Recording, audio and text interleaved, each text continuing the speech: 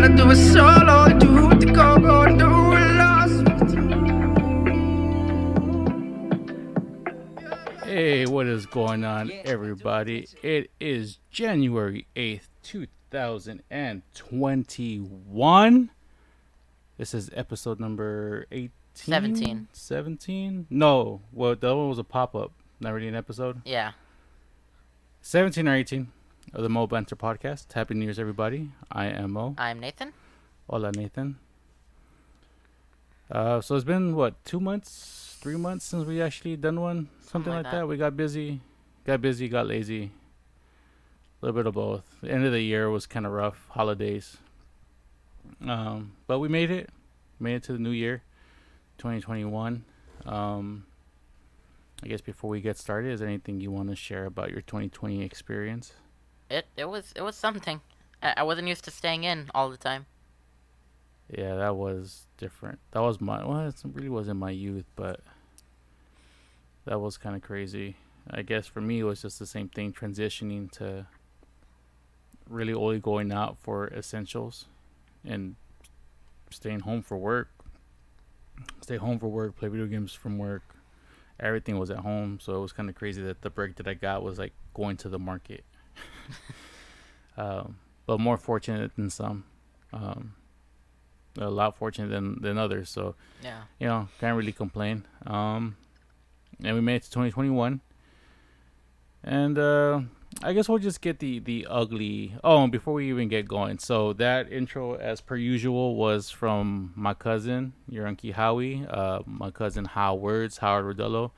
You can find his video here on YouTube, Lost in My Cup. You can also find him on Spotify, Amazon Music, Google Play, Apple Play, and any other platform. I'm pretty sure he's on there.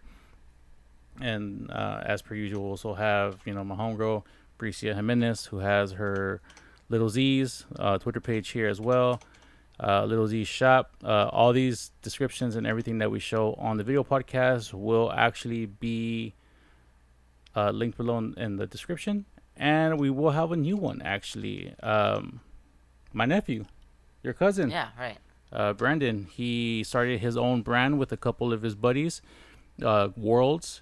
They're at world-co.shop. We do have a couple shirts that we actually got for them. I would be wearing it right now, except that I actually been wearing it since we got them, or like a little bit after Christmas, and be a little gamey because there's no point to really change shirts when you're indoors all the time. So it's like a week and a half. It's about I didn't wear it the whole time, but yeah. But very comfortable shirts. I like them very, very much. If you guys can, please support my homegirl. Please support my nephew. Please support my cousin. They all fam to me. They all mean something special to me. So if you guys can show love, just go visit them, spread around, broadcast, signal boost, share the links, what have you. Please support them. They out there doing their thing, and I respect that so much. Okay, I think we covered. Did we cover? I think we did. I think, yeah. And then let me put this in the front so I can see we're recording. And what do I want to put on in the back? Put some more little Z's on. Little crab pillow. All right, cool. And so we've missed a lot. So last time we conversed, or we did a podcast. Is this really not showing up in the background? I'm sorry, people. Technical difficulties. I really hate doing this on the bot. It's not showing up. Why is it not showing up? This is not fun at all. Having technical difficulties on the line. All right, hold on. I'm about to stop this, and we will return, and I will splice it when we come back. We're gonna take a break. Bye. And we're back. Something changed in the software, so now you're gonna hear a lot of clicking because stuff. So descriptions for everything that we just mentioned in the opening are going to be down below in the description.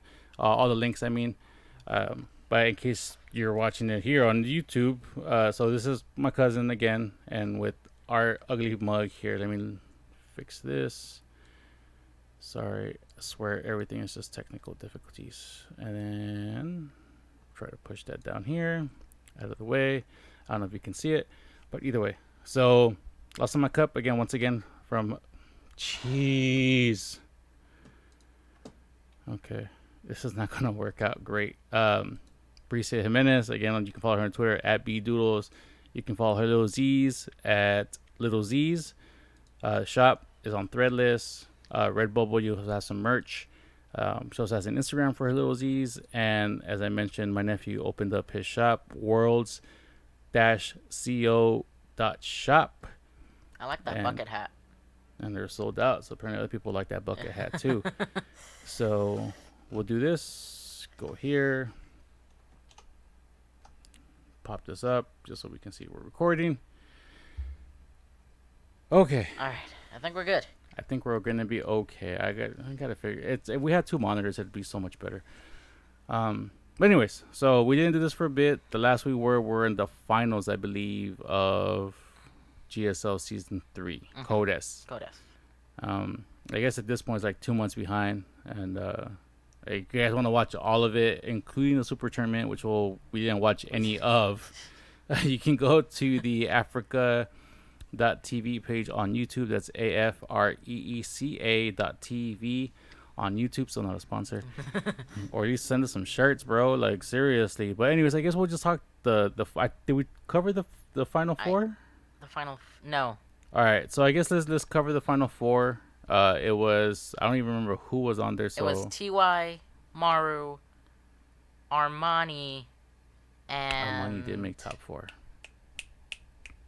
I think it was a Zerk. It wasn't Rogue. I don't know who the 4th person was.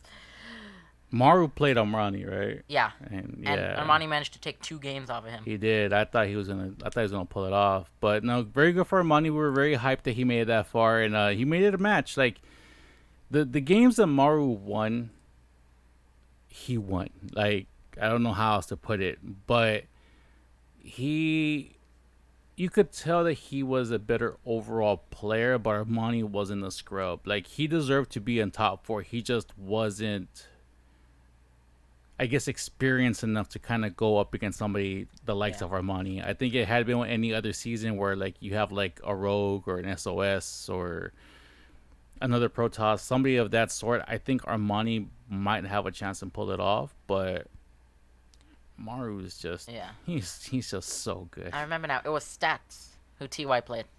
Okay. Yeah, see, I think if Armani had played Stats, I think it's completely different. I think he has a better chance, but just Maru's just S tier, man. Maru's just too good. Really, really good. So Maru ended up being Armani, like, what was it, 4-2, I believe? 4-2, yeah. And then TY beat Stats 4-0. 4-0. I don't recall that being a really good game. Or maybe it was. I don't remember. Not. But it doesn't even matter. It was not. So then it ended up being TY versus Maru. And I ran with TY. And you chose Maru. Did you not? Or did we go Maru? Oh, you know what? We have all this stuff. We do have the spreadsheet. And we did actually update the spreadsheet. So, of course. Do this. Go lower. Oh my gosh. Then we can go here. And then I can go here. I can do this. And then we go here. There we go. And then we have this. And is this season 2? No, this is season 2. This is season 3.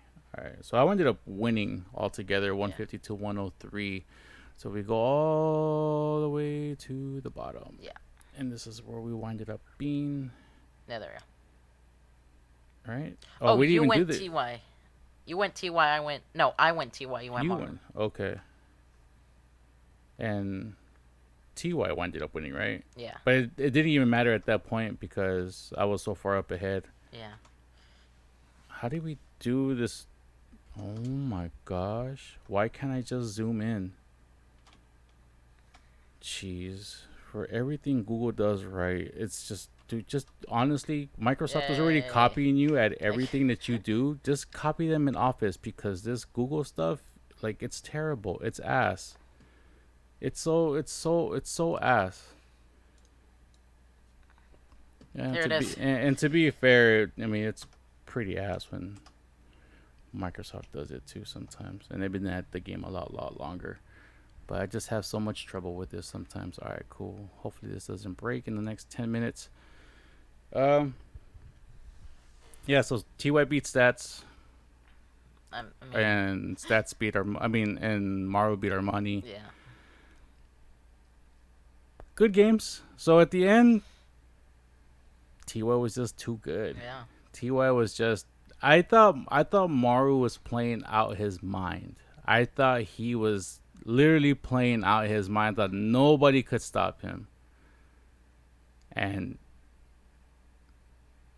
TY stopped him. And it wasn't even close, to be honest. Like, the way that I saw it, I don't even think it was close. What did he beat him? 4-1, 4-2? 4-2. He took a couple games off of him, but like in the games that TY beat him in, it wasn't even close. It was literally just like a Just lion the whole time. Yeah, it was just a lion playing with this food. I don't know. You know, it was like he was already choking him and everything, and he just kind of brought it home for his kids to kind of play with and kill. It was kind of gruesome. Yeah. But anyways, There were people there too. there were people there because they actually listened and they wore masks and they try to social distance because they like to care for one another, and so like that they can go back and at least try to do some things that are normal, unlike this country where we'll probably talk about that later. I don't want to talk about that Yeah, right let's now. not. All right, so then congratulations to TY. This is his second championship this year. Yeah. Yeah, he won season 1 and he won season 3. Yeah. And he was in the finals for season 2, was he not? He got beat in by top 4? Yeah, top 4. Okay. Well, I mean, he had a good year. He did. He had a good year. And yeah, so that was pretty dope. Okay, and then so I mean that covers up that. So now we go to, I guess, the real topic that we want to talk to or we want to talk about, and it is the foosball. So we are, and I am going to take this away right now. Bam. All right, cool. So we are in the playoff hunt, the playoff picture. This is what it looks like for round 1. What I forgot to do was the schedules. So we'll look up the games, and what we're going to do is, we like football. We like everything. We like esports. We like real sports. It's just fun to like stuff. And like that, we never run out of stuff to ever do because we're always looking at stuff. Okay. So who do you think right now is going to make it? Chiefs. Okay. Easy. Wow, he said easy. Okay, so the first game tomorrow will be the Colts and the Bills. So let's cover that game first. Oh, damn. Okay, it's right there. There you go. Oh, and I guess we should probably cover this part of it too. And hopefully this thing doesn't break again. And just I'll put it right there. We will be doing points like we do for the StarCraft stuff. Simple scoring system. So if you pick a winner, 6 points. If you wind up picking your team and they lose, but you can guess their score correctly, it's 3 points. If the game goes to OT or won on the last minute score, you get 2 points.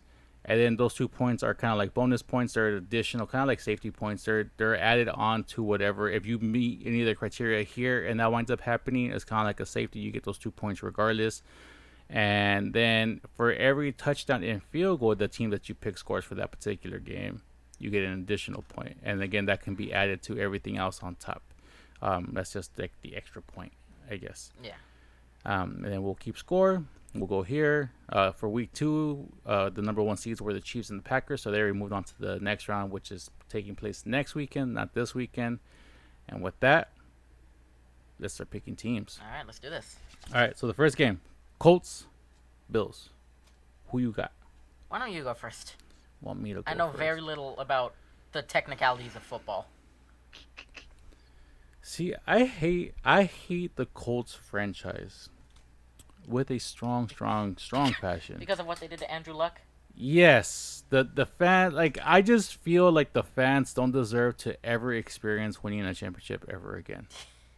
It it irked me so much the way they treated this man. Like, it still irks me. It's just, and then even more so with like the stuff that has been going on recently. People are just not just caring for each other, and it's just it's more irksome in 2020 than it was in 2019 or 2018 whenever this man retired. So just that there are players on the Colts that I really do like. I mean, Phillip Rivers is there now. He's a pretty good quarterback. Um, who got traded over there from the Niners? Dude that we traded over there, can't remember What at position this was he? point. He was a defensive end. Was it Emmanuel Sanders? No, he No. went to the Saints, and he was on free agency. Anyways, I don't know. it doesn't matter. As a professional of anything, I never do not want to see any of those players experience what it's like to hold a ring. I know very few get to actually do that, but to actually compete for a ring, compete stuff. So on the player side, I have nothing against the players on a professional or personal level. I don't. It's just a franchise. It's your boss. It's your bosses and the company you work for, essentially. Like, you essentially work for like the Walmart of the NFL. Like, I despise what they stand for. I despise the owner. I despise the fan base. I despise the treatment of Andrew Luck. And yes, maybe I should get over it, but I'm not. And with that, just that alone, no football here, just that alone, I am going to be picking the Bills. Okay. And I will be taking, let me see, the Bills scoring. I'm going to say they're going to score 27. Yeah, I got the Bills scoring 27. All right. I don't know about all that. But I did see a bit of Colts games and a bit of Bills games, and I just feel like, I don't know, Bills. This could be a fight, but I feel like the Bills are gonna take it, and I think they will score 30. 30. Okay. So we got Nate taking the Bills at 30. Okay, so we both got them. So, bye Colts. I hope you lose. The second game of tomorrow, actually Saturday, would be the Rams and the Seahawks. So we down here now. Yeah. NFC West. It was a tough division. Yeah.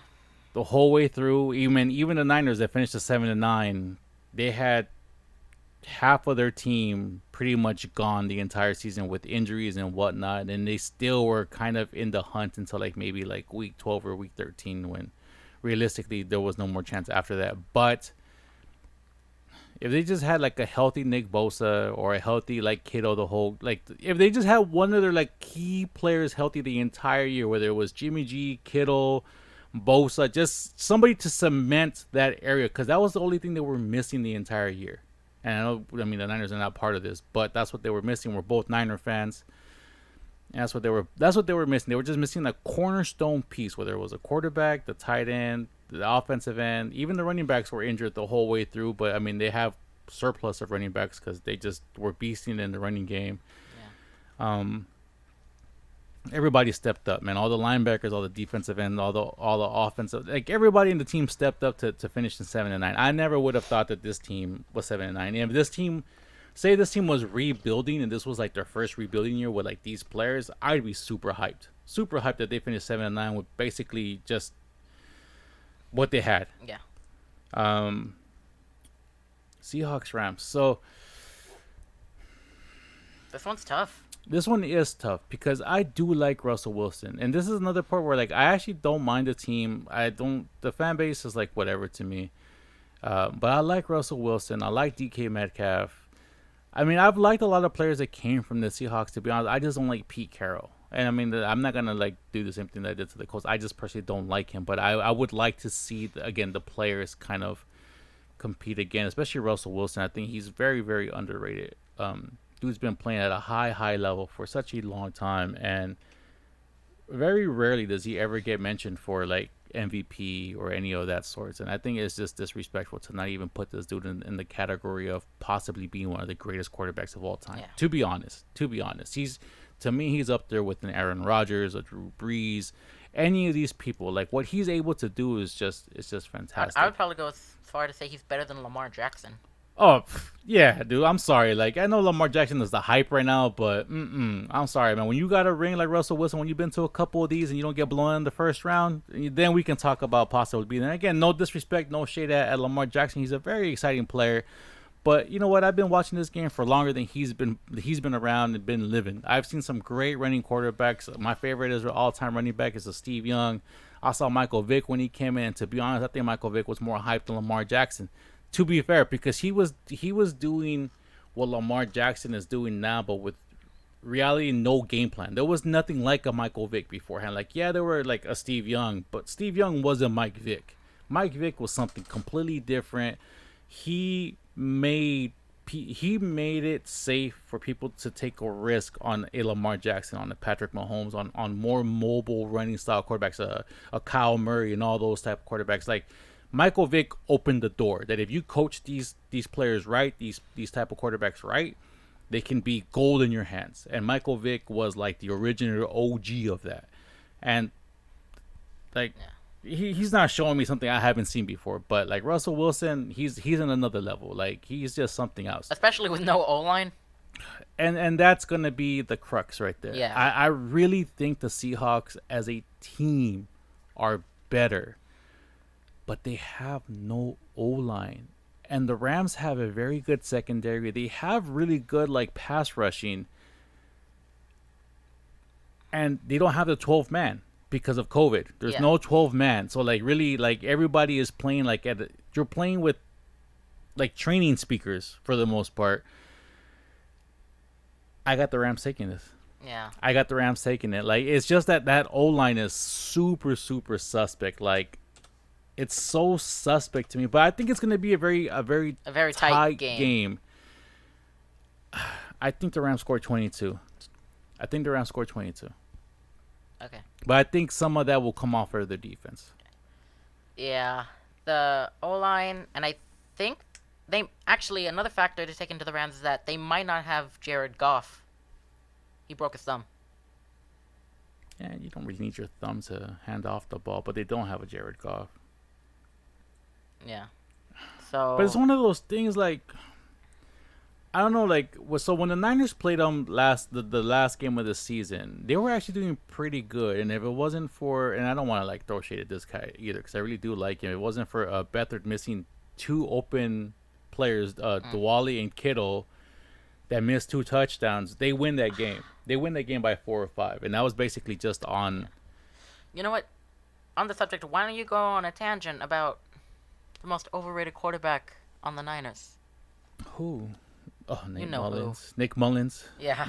I don't want to throw disparaging remarks at Nick Mullins. It's because it's not really him who overhyped himself. Like the man, he's just trying to do his job. But so, I'll do that later. Let's do a quick game. So what do you got? With that Jared Goff thing, I still say the Rams take it, but they only score 18. 18. So he's not that big of a difference.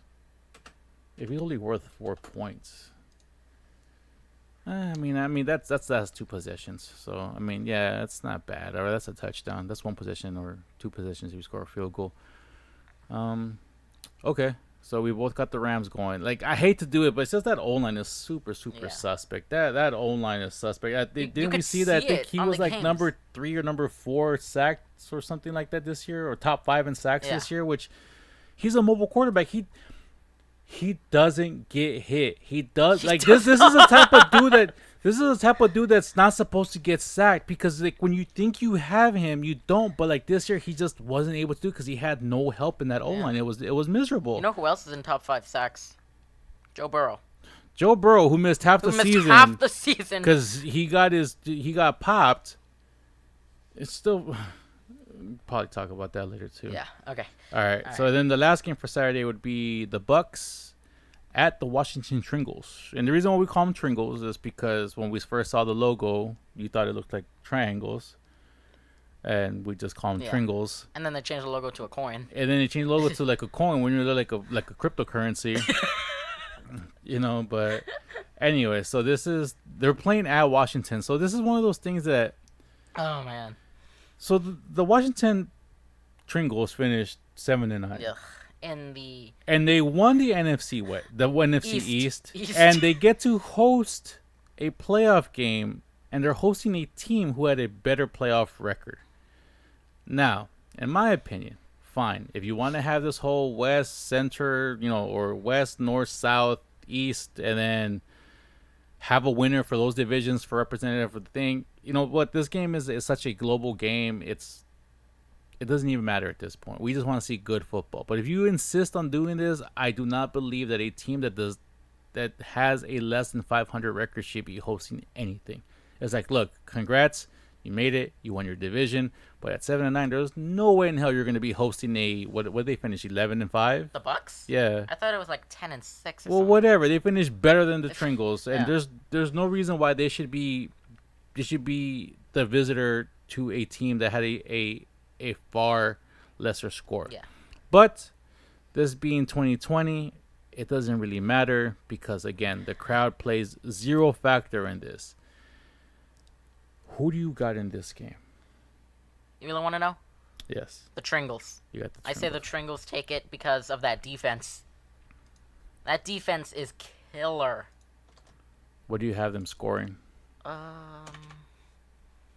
Thinking if Alex Smith can stay on top of his game and the defense can stop Tom Brady, I can see them getting at least 24.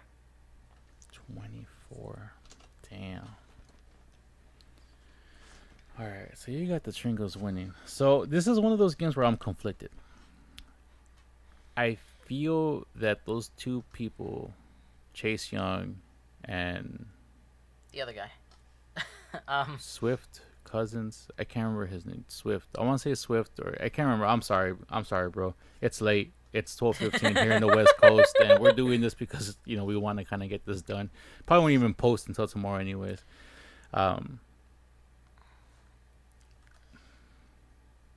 I can't bet against Tom Brady in the playoffs, man. I can't. I think the Washington team, from what was expected of them, I think surprised a lot of people. I don't think they deserve to be in the playoffs, but just the fact that they weren't a total disgrace in the NFC East after everything and everything that's been a part of that organization, just since Cousins was there, since RG3 got blown up. They have a really good team there, and I think Ron Rivera is doing a very, very good job there, and I think he's changing the culture of what that team has been for the last 20 years, which is overpaying players, getting coaches that are way past their prime, trying to relive a past in the present. And they surprised me, and they drafted Young. And I told you when they drafted Chase Young, I'm like, that's a great pick because he's a defensive player who doesn't really need to rely on anybody, and the dude is an animal. The dude is a beast. I just don't think he's enough. I think there's too much with AB, Evans. Oh yes, Gronk. I think there's just so many options, so many weapons there. I think if the Triangles were playing the Rams or the Seahawks, they would have a better chance. But the Bucks are just too loaded with weapons, and I'm sorry, man. I'm not betting against Brady. There's no way I can take. I mean, I want Alex Smith to win. Yeah. I really do, because out of everything he's been through, if they win, I'm not gonna be upset. But in terms of playing this game, I wouldn't feel comfortable, man. If I had $20, you told me, hey, put $20 on one of these teams to win, I'm gonna have to say the Bucks because of Brady. And I think, honestly, I think it's gonna be one of those games where I think the Triangles just get blown up. I think the team is really young, they're inexperienced, and they're going up against the GOAT. Keep in mind, every time Tom Brady's been to the playoffs, I mean to the Super Bowl, you know who they lose to? an NFC East team. They lost 52 to the Eagles. Yeah, but the thing is, They lost 2 to the Giants. But those people had weapons, though. They had Manning. They had Manning. They had Plexico Burris. The catch. Like there was a bunch of things that just happened, and it wasn't really like they're doing or they're. It was just. I mean, you can call them flukes or whatever the case may be, but I don't see weapons on the Washington team like that. Like actual blown up receivers who can kind of. I don't see it there yet. I think the base is all there. I just don't see it there because in a year, if they had those weapons, they wouldn't have been fighting for this last position at 7-9. They would have easily taken this division at 8-8, 9-6, maybe even 10 and something. But the fact that they only won 7 games lets me know that offensively they're just not there yet, and the defense can't take them all the way. And against the Bucs and with this team and with this loaded weapons, I don't think they have the defense, and I don't think they're gonna have enough time to put pressure on Brady, to be honest, unless they can figure out some crazy scheme. And Ron Rivera is the coach for that. But again, I can't, and I honestly think they're gonna get blown up. I think they scored 32 on them. I honestly think they scored 32 on them. All right, cool. So we got the first week. These are Saturday's games. Yeah. The first game on Sunday is the Ravens and Titans. That should be good. Rematch of last year wildcard game. It should be good. Who do you got? Oh, Titans. Easy. Damn. Titans. King Henry. King Henry's too powerful. What do you got them scoring?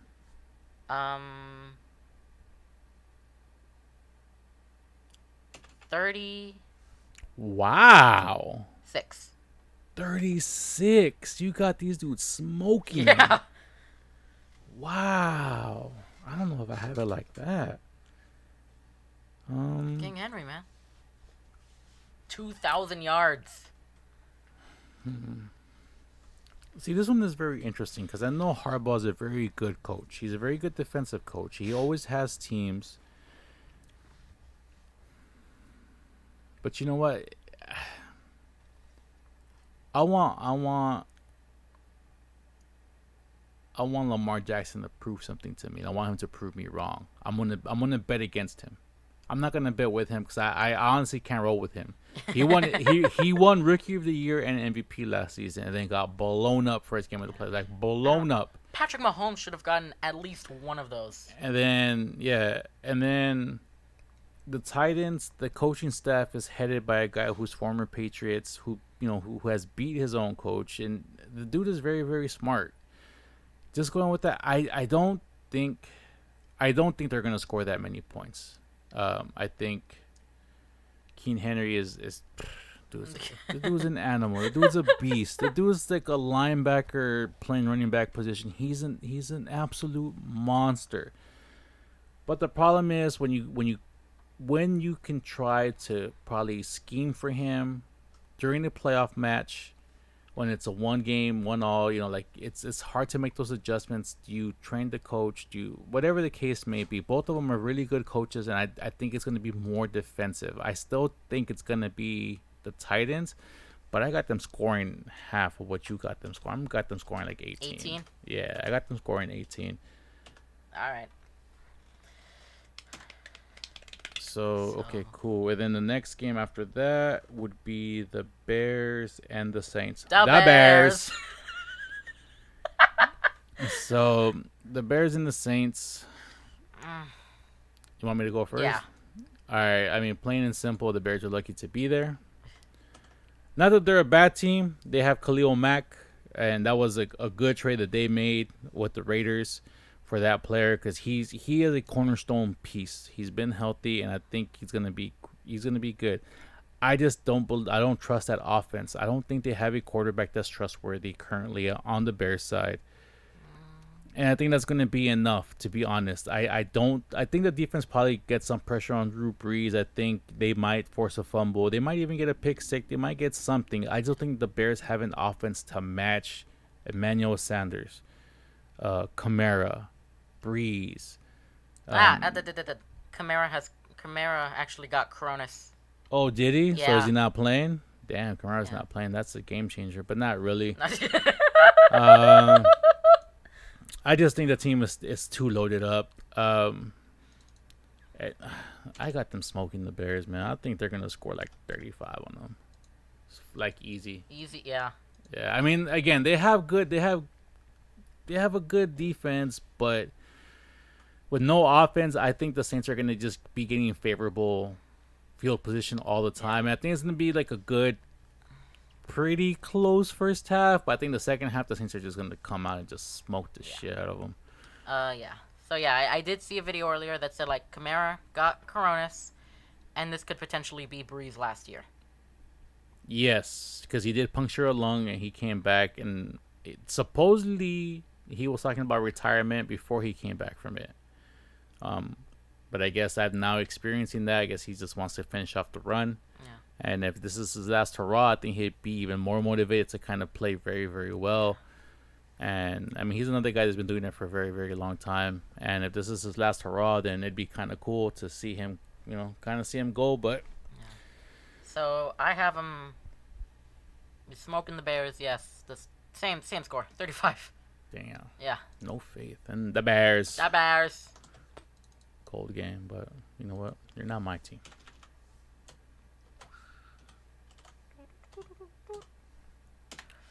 All right, and then the last game that we have going is the Browns and the Steelers. This is the primetime game. This one is actually, it has me pretty hyped. Yeah. The Browns at the Steelers, always rough, always tough, and this is actually a rematch Of week 17. of week 17, where the Browns won, right? Yeah, but the Steelers were like running the second and third string quarterback. They didn't have Juju. They were. I think they had Chase Young. Well, Chase Young is the Tringles. Oh no, Claypool. Chase Claypool. So I'm gonna go first. This is gonna be my bet with the heart, because I want to see the commercials that pop out when Baker Mayfield wins. If Baker Mayfield wins, I say they can score 22 on the Steelers. All right. And some of that will be just defensive pressure. I think it's gonna be a very, very like tight game. I think both teams will probably be in the 20s. But yeah, I'm just picking the Browns just because the Browns. The Browns, yeah. Yeah, me too. They got some good weapons. They got that running game strong too. Nick Chubbs. And what's his name? The other guy. Nobody knows.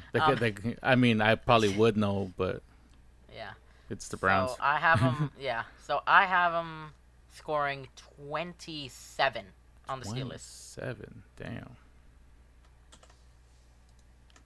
And yeah, like you said, it's probably gonna be close. It's gonna be a deficit of probably 3 points. But the Browns escape. Damn. All right. Cool. All right. So we got our teams. Yeah. So we both got the Bills. We both got the Saints. We both got the Browns. We both got the Rams. We split on the Tringles Bucks game, and then we both got the Titans. So we're pretty much close. So it's probably gonna come down to the extra points and whatever it is that we get. But it should be pretty close. I think this will probably be the one that defines our week here, the Tringles Bucks game. And leading up to that, the Chiefs and the Packers, they would be playing the winners of the first games, I believe. Well, I guess it depends on who wins. We'll talk about that when we get to that point. Hey, just for funsies, you want to predict the Super Bowl? I mean, when we get there. Yeah. Oh, like the win, like who's gonna get there? Yeah. Because the video I saw earlier that gave me that information on the Saints, they predicted Buffalo Green Bay. These fools are tripping. I don't see Buffalo beating the Chiefs. I got the Chiefs going. Got the Chiefs going for sure. Yeah, I honestly think the Chiefs are gonna win. I think they're gonna repeat. So I got the Chiefs going,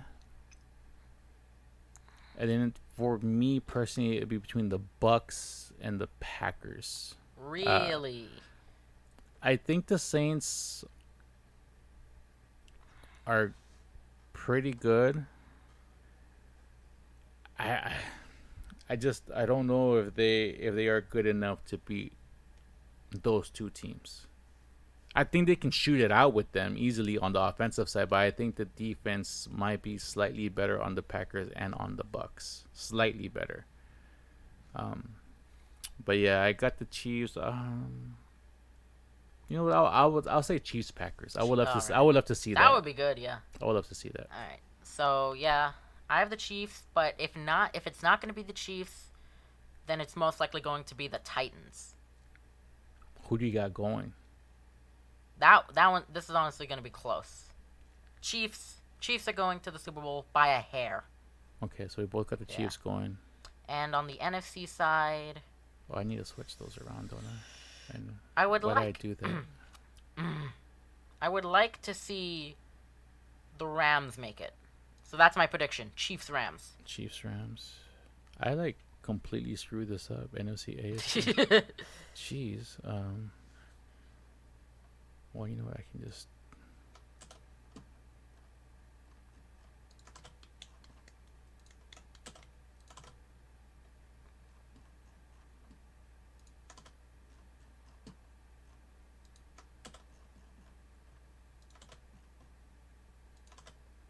Okay. There we go. That's better. I was like, well, something looks off. All right, cool. So we have our selections. We have our picks. Yeah. That was really the big chunk of what we had to talk about there. And we have our predictions there. So I guess let's talk about our team. Our team did fairly well. Yeah. No quarterback, unfortunately. We have a ton of running backs. Ton of running backs. He just seems to be pulling them out of anywhere. It's like, oh, look, you have 4 injured running backs. Don't worry, I got 4 more. Below the eighth string. Yeah, dude, it's pretty down. Like, Wilson came from the practice squad, and he was about to get cut. And the dude ended up being like a really good asset to have and maintain. And I guess, I mean, one thing that I will give both, I don't know who's more responsible, either Shanahan or Lynch, but the one thing that I will give them over the last 3 or 4 years, they've been able to rack up some talent on that squad, because that team is fucking stacked. Especially with this past year, getting Brendan Ayuk. Yeah, I honestly never would have thought that they needed a person like that, but Ayuk he's a good receiver. I think if he's able again to stay healthy and they can get a healthy quarterback, kind of stay in there and build like a rapport with him, I think he's going to be really, really solid. He plays like Jerry Rice.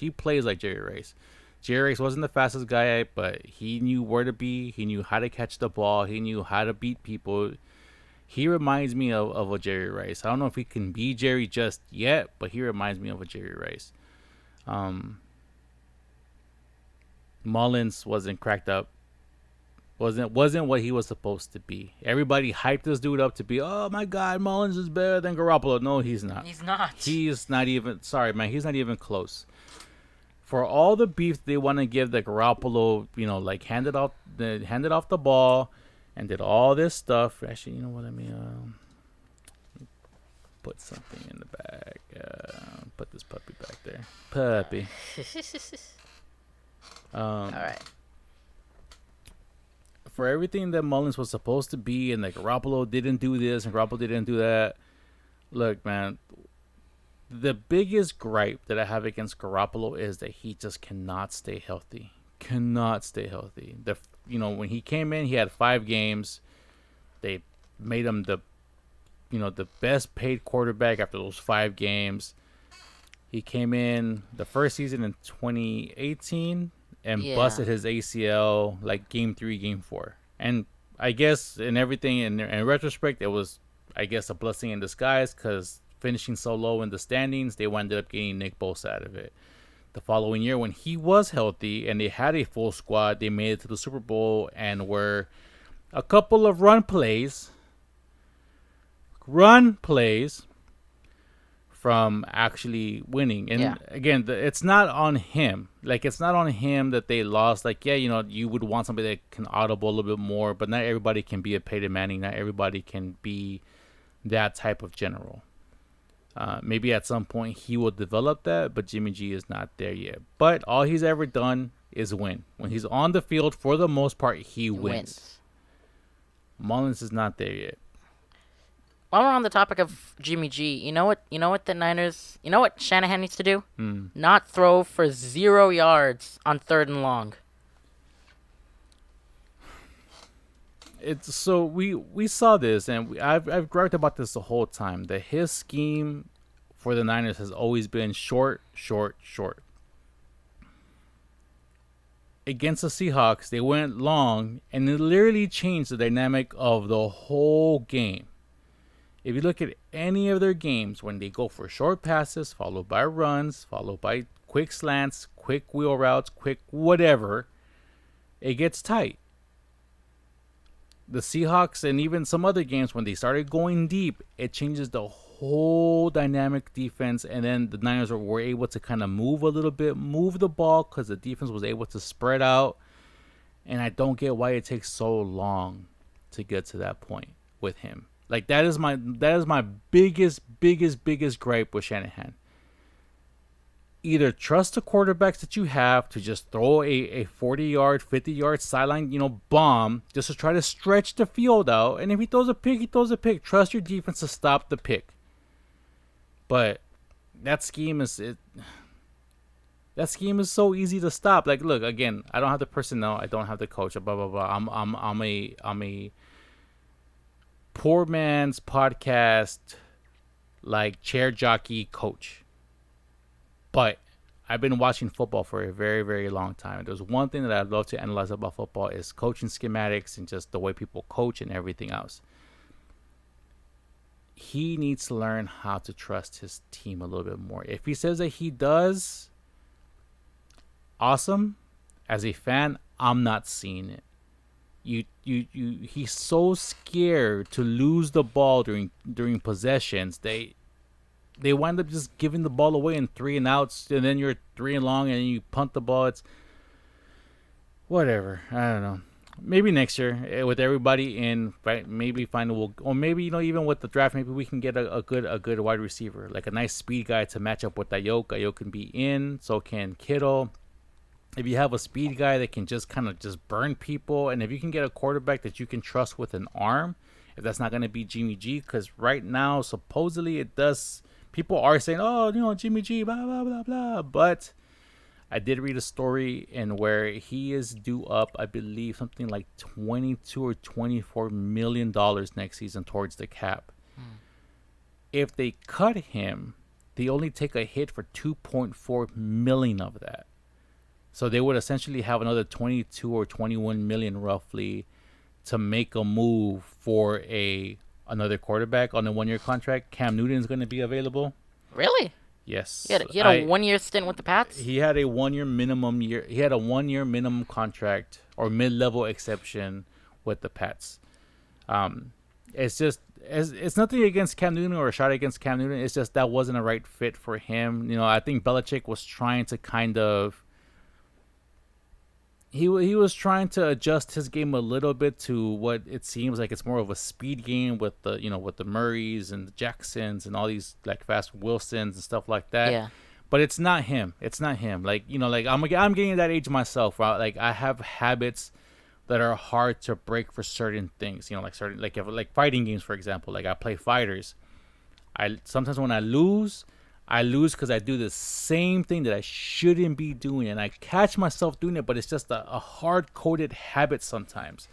And I think having somebody like Brady, who was a pocket passer his whole career, that's 20 years of having to plan for a pocket quarterback, a quarterback that you knew wasn't going to really run at all. And when he did, you kind of gritted your teeth and clenched your butthole because you're like, oh my God, please don't get hurt. And I think this 1 year, like if he wants to try it again, cool. But I don't think he likes the sting of losing. And if the Bucks by some chance make it to the Super Bowl and by some chance actually win the Super Bowl, he's gonna be heavily motivated to get back to what he knows works. And again, another rumor is that if the Niners do let him go, that the Pats would love to have him back because Belichick was really, really high and mighty on him. Like, he loved Garoppolo, and the only reason why he got rid of Garoppolo, 3 seasons ago, was because Brady wasn't ready to leave yet, and now you're seeing 2 years. Like the 2 years that he spent with the Niners, the Brady was still in a Patriot, and then this year was changed, but Garoppolo was still under contract here. Next year looks like it could kind of clinch. We'll see what happens. I'm not, like, if anything, look, man, Jimmy G got us to the Super Bowl, got us close. I enjoyed it, and I have nothing but respect for Jimmy G. I think Jimmy G is a great quarterback. He seems like he has a great personality, and like when somebody like Richard Sherman has your back, in my opinion, because Richard Sherman has always been like the type of guy that's always talking. Like if something bugs him, you're gonna know about it. And if somebody like Richard Sherman has your back and is willing to put himself out there for you, in my opinion, you have to be a good guy for Richard Sherman to want to just even mess with you, and for him to like kind of be outspoken for you. I'm going to say he's a good guy. Again, I don't know any of these guys. I'm just going with the perception of what I have of them. But I think it is what it is, and we'll see what happens next year. Or after the season is over and free agencies and trades and stuff can actually happen. It'll be good to see. What do you have on the team, or what do you feel about the season in general?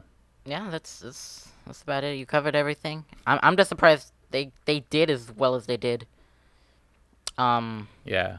It was fun to see the games. Like some of them, like sometimes like damn man, why they lose, or like the quarterback, but especially the Week 4 Eagles game.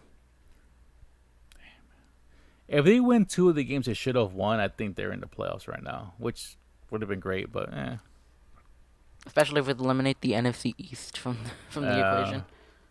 It is what it is. And okay, so we covered football. We covered a little bit of this. And let's cover it. Why not? It's 2021. So 3 days ago, Saturday. So Wednesday. Wednesday. We're not going to try to get too political because it's not what we do. But again, this is something that does happen in the world. There was an assault on the Capitol building. In my lifetime, I've never seen anything like this. Nothing like this. I've seen crazy stuff. I was around for 9/11. Saw that. I was a high school senior when 9/11 happened. A few years before that, I want to say like maybe 6 years before that, maybe a little bit more than I can't remember the exact year. There was an Oklahoma City bombing with Timothy McVeigh, or the Unabomber at that point. The Desert Storm in 92, I believe, was 92 or 90s. I can't remember. It was either 92. Between 90 and 96 was Desert Storm, the Iraqi conflict. We had the Middle East conflict in which your Nino enlisted and actually was in active duty during the Middle East conflict. He spent 4 years there. So I've seen some stuff in this country. The Rodney King beating, like that was crazy, bro. Like that was like the first viral video when it came to like social injustice. Before there was a YouTube, before there was a Twitch, before there was anything, before there was any type of social anything on anywhere. Like that was the first viral video. Like that video was everywhere, dude. You could not turn on a channel without seeing that video of that poor man getting beat. To me, this was crazy.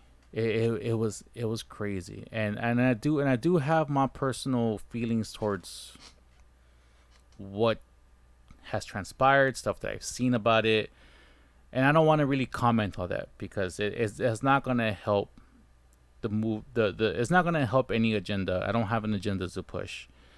It was just crazy to me to see that, and some of the videos that I saw coming from that just I couldn't believe it. Like it was weird, and it wasn't like a weird like fascinating. It wasn't like a weird I need to know why these people did what they did, because I really honestly I don't care. It wasn't like an Oklahoma City bombing where I would want to know what drives a man to blow up a building, or it wasn't like a 9/11 where it's just what drives people to kind of do, like hijack a plane and ram it into a building with people on. Like stuff like that is stuff that not that I'm interested in, but it's from a human psychology standpoint for me, it's very, very fascinating. This is not fascinating to me at all. It was disturbing and surreal at the same time to me. Like, and the only question that I really have is like, why? Like, why? Like, I know they were shouting why they were there, but that's not why any of this happened. And it was surreal to me. And I know you've never seen anything like this before. So what was like your kind of reactions to like whatever you and your friends were sharing or whatever it is that you saw pass on your feed and stuff like that? Because you actually visited the Capitol building, did you not? Yeah, that was You were there for your 8th grade trip, right? Yeah. So like, I mean, so you were there. So I mean, you actually got to see this building. You know exactly where this took place. For you, there's that extra connection of, I was at that building. I saw this building. Like, wow. And to kind of see it overrun like that, like, what was that kind of like, what was that feeling for you as a youth in this, and again, try to like not be too personal with your comments or anything. Just kind of talk about yourself, just because again, like, you disparaging the people that are doing this doesn't really push anything forward. It's not going to promote any type of positivity. And I think the only way that we kind of get, not necessarily past this, but the only way we can progress past this is to kind of go in a forward thinking level and just be like, okay, cool. How do we turn this ugly scene into something that we can kind of work out of? So how did you feel about this? I just thought it was crazy. Like, just seeing all these people storming such an important building, it was surreal. Like, what I mean, I guess besides the visual aspect of it, what, like, is there any type of curiosity in your mind, or is there any type of like questions that you have about, like, Why? The same thing? There are better ways to deal with a situation like this. From a 15-year-old people, There from a are 15-year-old. better ways. Don't storm a historical landmark. Put it on your social media. Millions of people will see it. And it doesn't do damage to anyone or anything. From a 15-year-old people, there are better ways. So, and I guess on that note, I will say this, and this is the only thing that I will say. The same people who stormed the Capitol building, I'm going to cover with the same blanket. I'm going to say they're the same people who got mad at the Black Lives Matter movement, who get mad at the women's rights movements, the gay rights movements, the marches that took place during all of Trump's administration, because throughout all of Trump's administration, there was always the what's it called, the strikes and the sit-ins they had at the airports when they had the Middle East ban, of that sort. But when it was the other doing it, and by the other I mean everybody who is not a white American, it was like, oh, well, they shouldn't be doing this because it's disrupting this, it's disrupting that, and there are better ways. That's what we heard. There are better ways. And yeah, you're right. There are better ways. You know, I myself did not participate in any of these movements. I did not go marching. I did not roam the streets. I did not do any of that. It's not because I don't care. I do care. But I don't agree with the methods in which this stuff transpires. I just don't. I don't believe in this whole country's history. War has probably worked 3 times to kind of move us away from where we could have been or where we were. Our independence from England, when that took place, to make us the United States of America. The Civil War, which was more to end slavery. Yeah. And then, we have a couple other wars, or one other war, I can't remember. Was it the Revolutionary War? Which one came first? Civil War, Revolutionary War? Revolutionary. Okay. So we had those wars that kind of helped us become that. Since then, there hasn't really been a meaningful march in terms of trying to get social equality since the days of Martin Luther King. We're talking going on almost 60 years now that something of this sort of magnetism has worked.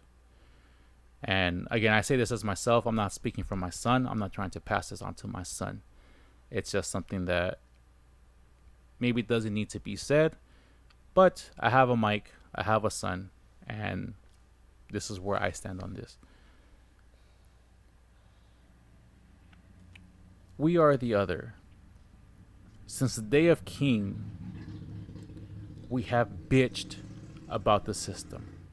That it's unfair to us. If you are not a white American, it is unfair.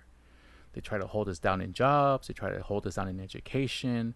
They try to do all this other stuff. And if you look at the budgets for the schools that we go to comparative to where our white Americans go to, especially the well-off, middle class and above, the budget, the schooling, everything is different. Policing, housing, social programs, everything is completely different. And if anything, all this gotten is worse over the last 60 years. So obviously something is not working there.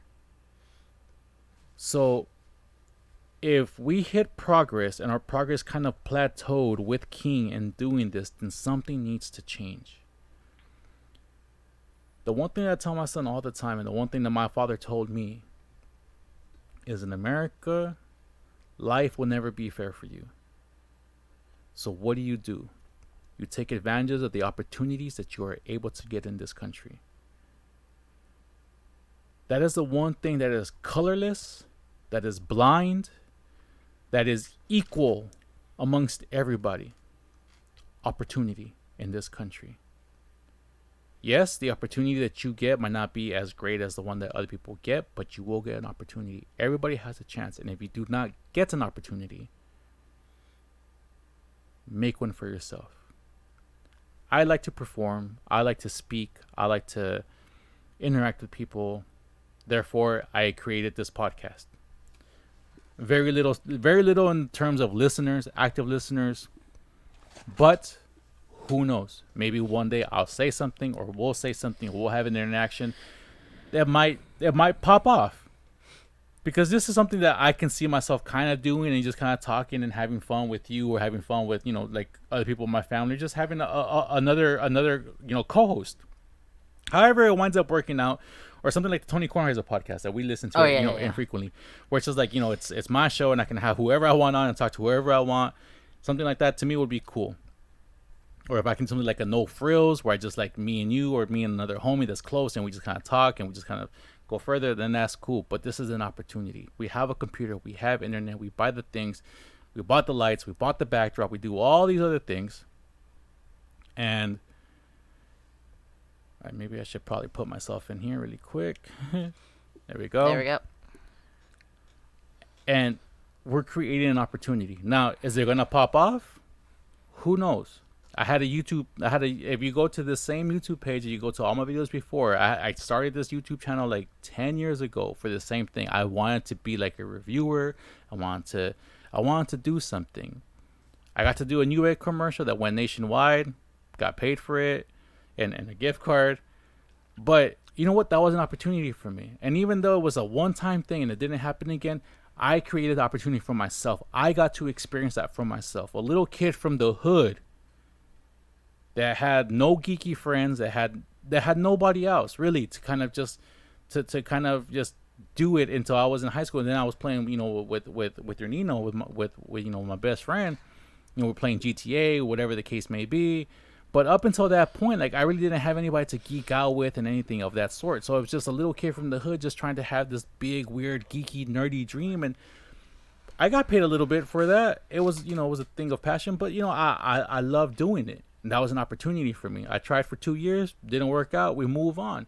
Opportunities present themselves all the time. They do not present themselves. Go make them. This is America. For everybody who complains about, it's not fair that this and this. Life is not fair. Nothing is going to be fair. We sit right here crouched in, like, really. And if you guys saw the space that we're trying to fill this in, like, you can tell probably by like the way this looks on the YouTube page in the back, when we have ourselves in the front, it's all blurry. It's all kind of, because we're so crouched in that we can't really separate the lights the way we need to. We can't, like, iron out the stuff. But we still doing this because it's an opportunity that we have.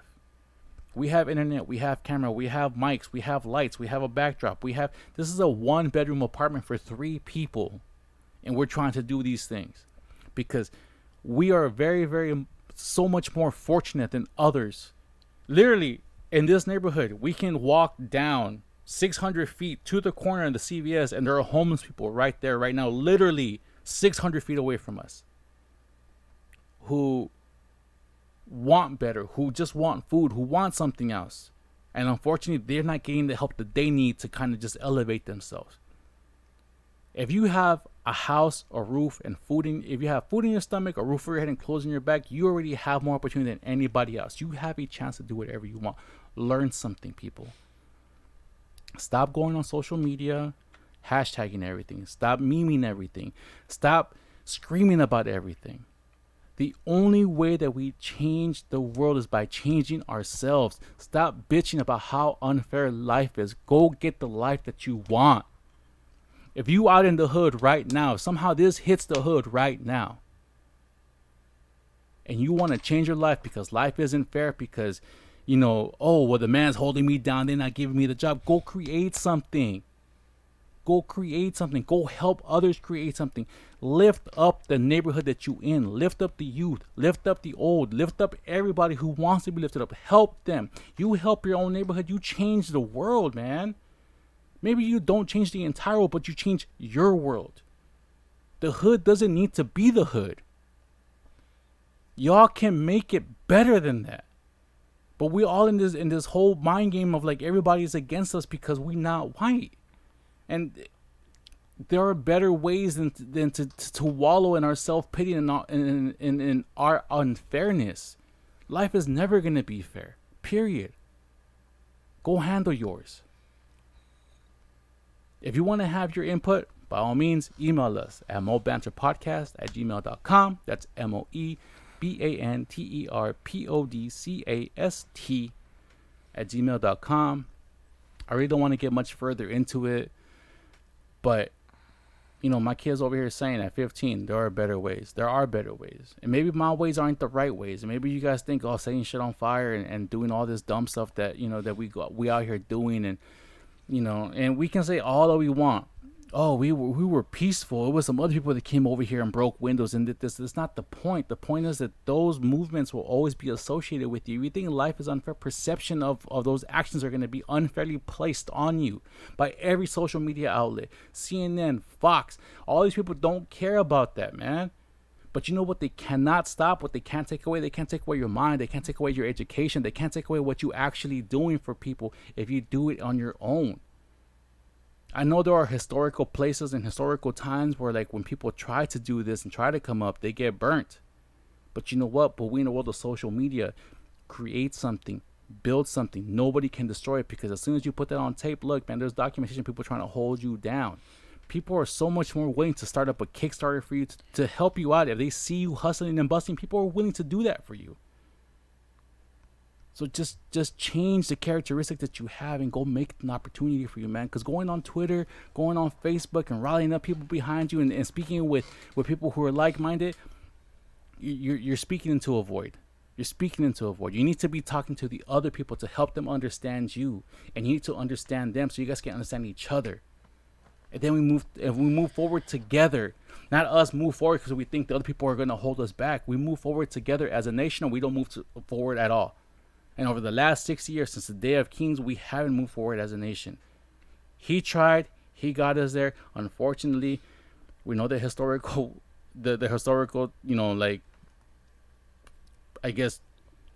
tragic finale of King's life. But since that point, nobody has come to try to push us forward as a nation the way that he has. All we've done is fight against the other people because how unfairly we feel treated by them. And that's going to be life. You can either fight against them, or you can try your hardest to work with them and move forward and hopefully come to a point of understanding. Kind of like you have with your boss. I don't like you, but from this hour to this hour, I have to deal with you. We can do that as a nation. It's very, very simple. But it's not going to happen by arguing, spitting, memeing, hashtagging this, hashtagging that. That's not going to work, man. It's not gonna work. That's the easy way out, and it's lazy, and it's not gonna work. Putting in the effort to have somebody understand you when you kind of don't want to deal with them, but you have to because it's important for everybody. That's something different. And again, if you have your own way about you, let me know. We can discuss this at moebanterpodcast at gmail.com. That's moebanterpodcast at gmail.com. I think we've covered our last 3 weeks or our last 3 months. Anything you want to say? Nope. All right, y'all. So I guess we're going to keep that short. This is probably our shortest podcast that we've actually done. Yeah. Probably. An hour 5. So, I mean, to the family out there, we love y'all. We miss you. One more thing, actually. Yeah. Today we lost a legend in the sports world. Tommy Lasorda. Mr. Lasorda. Rest in peace, Mr. Lasorda. Yeah, I don't even know how we almost went the whole without even talking about that. Yeah, man, Mr. Lasorda. So, he was already done with his career by the time you were born. I got to see him. I got to see the infamous, cheering at the dugout when Gibson hit that homer against the A's. That was like my biggest memory with him. And I remember when he left, I was like, oh no, Lasorda's leaving. Why is he leaving? And 93 years old.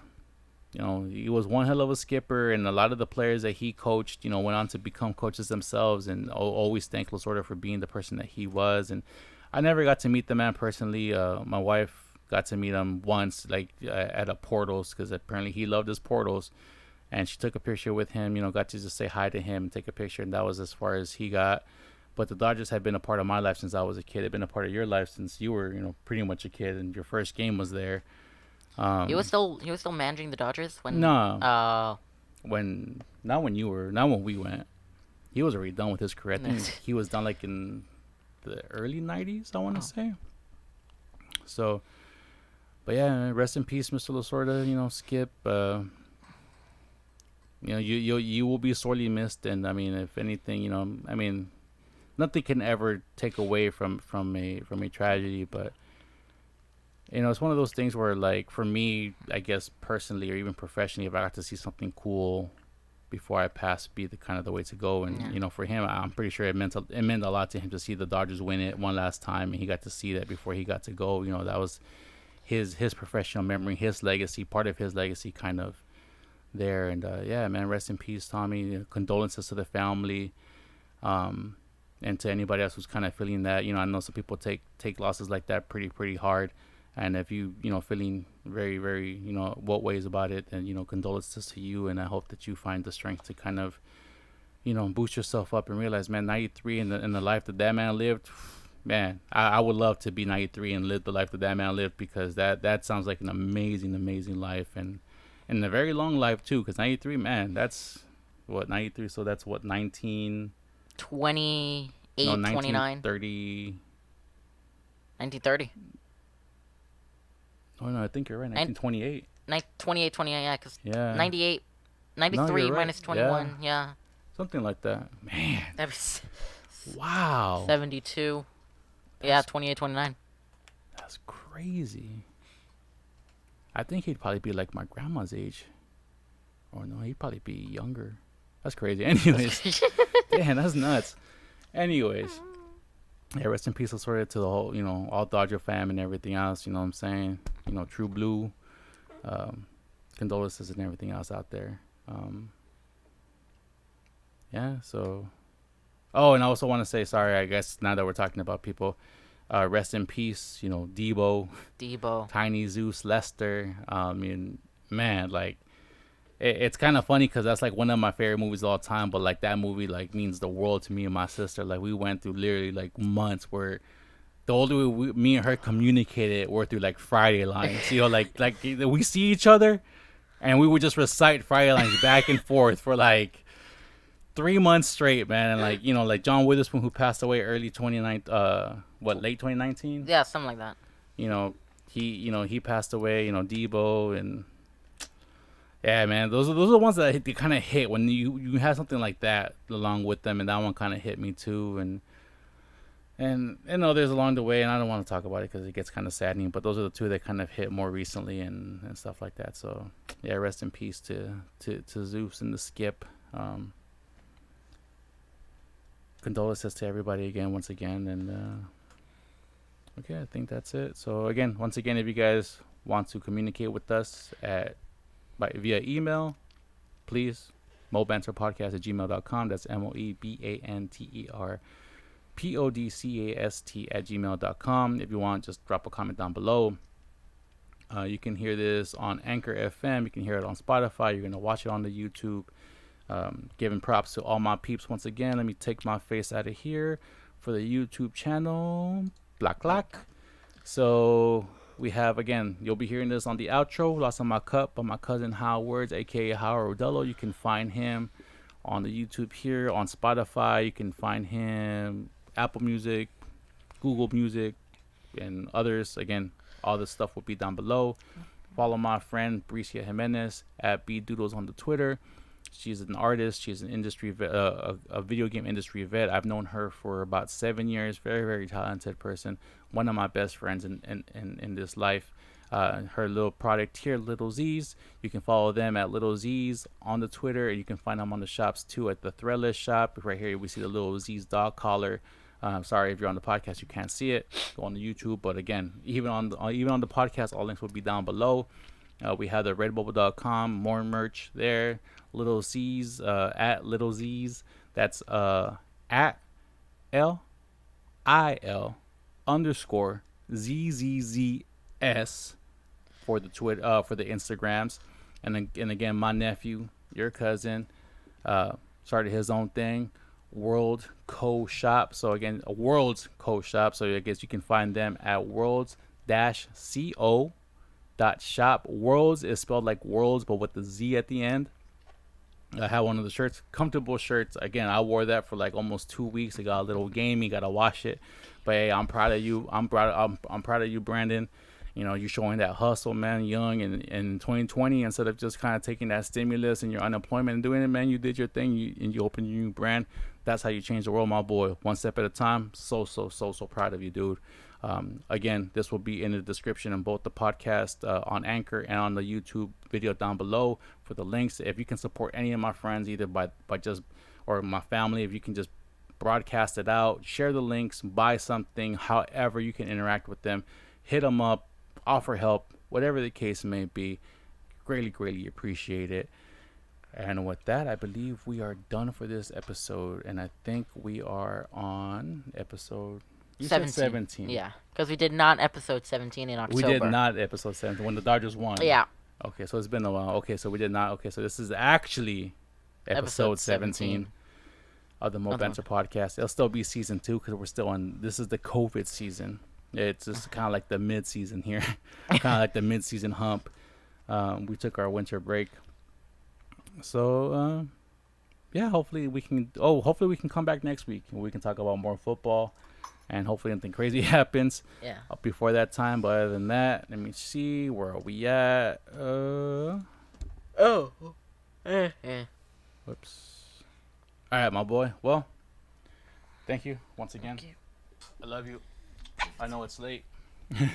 And we're all tired because we all woke up super early. So this probably won't go up until like later tomorrow. But it's fine. After all the games. After all the games, but we just wanted to make sure that we had it on record of what we were doing. Yeah.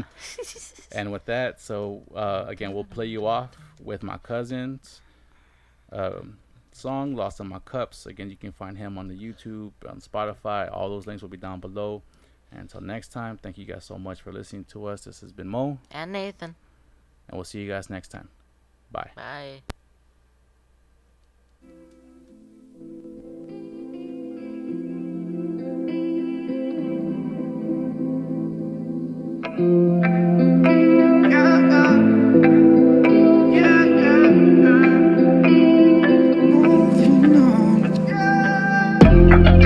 Moving on in slow-mo, happy in a boat, rather be lost with you.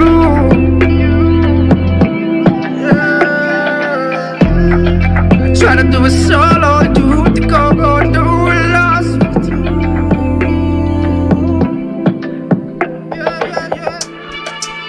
I do it with you. When I lose it, doors pour Richard.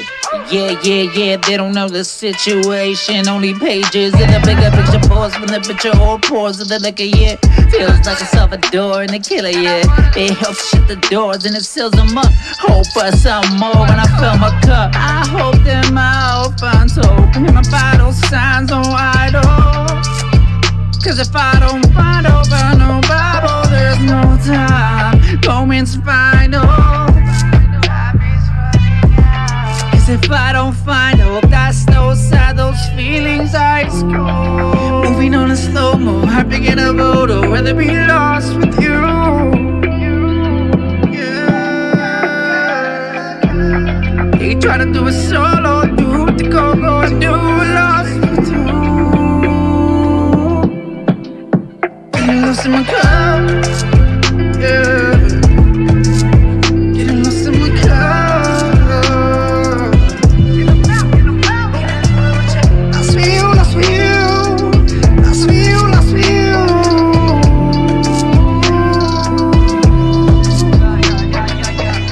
Are you chasing death instead of commas? What example are we setting for our daughters? Think of the good as with Gianna and Black Mamba at the bottom. Keep your head above the water.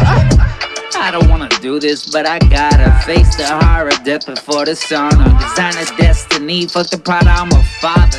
It's more than just my problem. Maybe thought to blame the way it was brought up. Getting caught up, expectations of my father. Try to mock up the greatness in Nirvana. Instead of shocking and a spinner to control like a shot up helicopter. Hurting but I'm not hurt. Rather have this problem than a doctor. Pushing down the pills, they kill me softly like Lauryn Hill in concert. To this bitch called life isn't worth it, and I don't even want her. Moving on in slow-mo, happy get a vote, or rather be lost with you.